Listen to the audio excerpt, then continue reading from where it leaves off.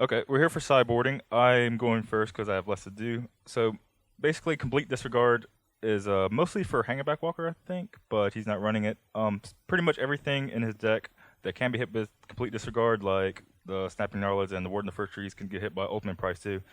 Not his land, not his Shambling Vent, but I think the lower cost is better. It's a better price, you would say. I'm shaving on the Catacomb Sifters because they were looking kind of poor against Anafenza. Um, Bringing in Whispered Elementals in its place. Sometimes they show up with Infinite Obliteration too, and you might be a little bit short on ways to actually win the game. So this is kind of hedging against that too. Okay, for me, I want to cut Silk Wrap because it does hit some of his things, but I think we have better answers.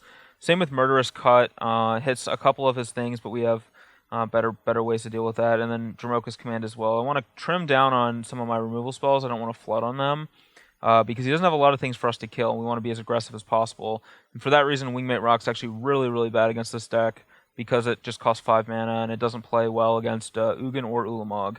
So we're going to bring in Transgress the Mind and Duress to try to strip his ramp spells, and then Tazagur just as another cheap big creature that also is good against Ugin as well. So that's where I'm at for sideboarding. I might reevaluate based on what I see out of him, though. Yep, same.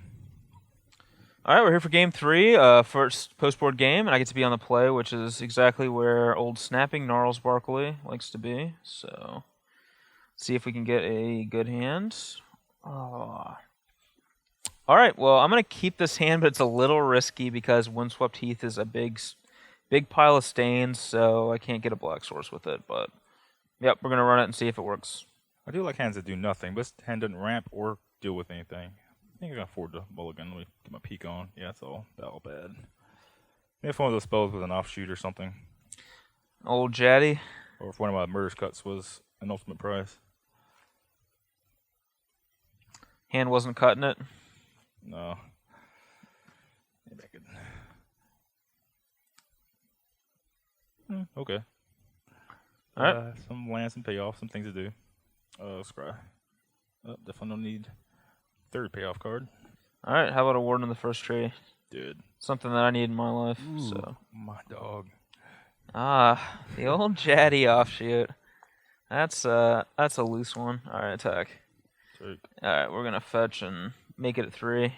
Get a plains. See if we can race this Jaddy offshoot. You're up. Huh.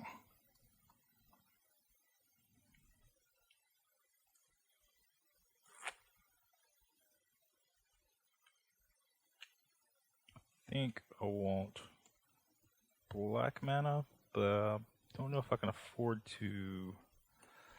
I probably can. I probably find a good spot to play this. Okay. Chunk of Hollow. So you end up going to 18. Yeah, I'm at 18. All right, done. All right, Dak. Oh, that is just a beautiful card. I'm gonna attack for 3. All right, 15. And we drew the old Smoldering Marsh. It's gonna let us cast this Anafenza. You're up. Just as the doctor intended. Which doctor? This doctor. So right here. Do a turn 5. Anything? All right. 17. Okay. Go. All right. All right. I like the way this game is progressing. Draw. Okay. It's an interesting one. Let's go ahead and get our beats on. Attack both of these. Guess I'll wait one more turn to block. All right. So you get a 9. Yeah. I will then play a Rhino. I'm dead. So 22 to 6. You're up.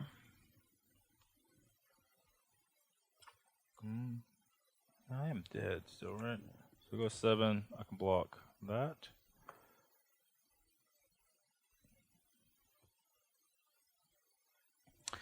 Even a vegetation, I think, kills you. If you have a removal spell, maybe you can. Okay. Sifter, okay. Alright, go. I'm at 7 or 6. You're at 7, yep. Alright, so. Draw. It's not a bad one.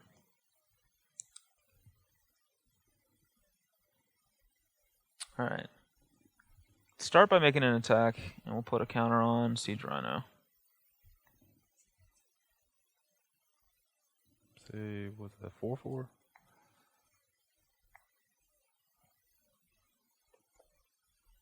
Can't even scry. Yeah, Inoffensive prevents Catacomb Sister from even getting scries off because the creatures don't die, they get exiled, so.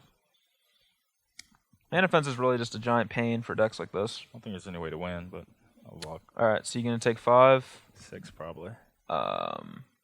No, so I could give this trample and get an extra point of damage in. Oh, yeah, don't trample, yeah. But I don't want to do that yet, so we'll just put you down to 2. And then I'm going to transgress the mind. Okay, whatever. And I'll take Oblivion Sower. And then I'm going to fetch a Sunken Hollow, transgress the mind again, and take Hedron Archive. Alright. Go. Alright, I give up. Okay, we got him.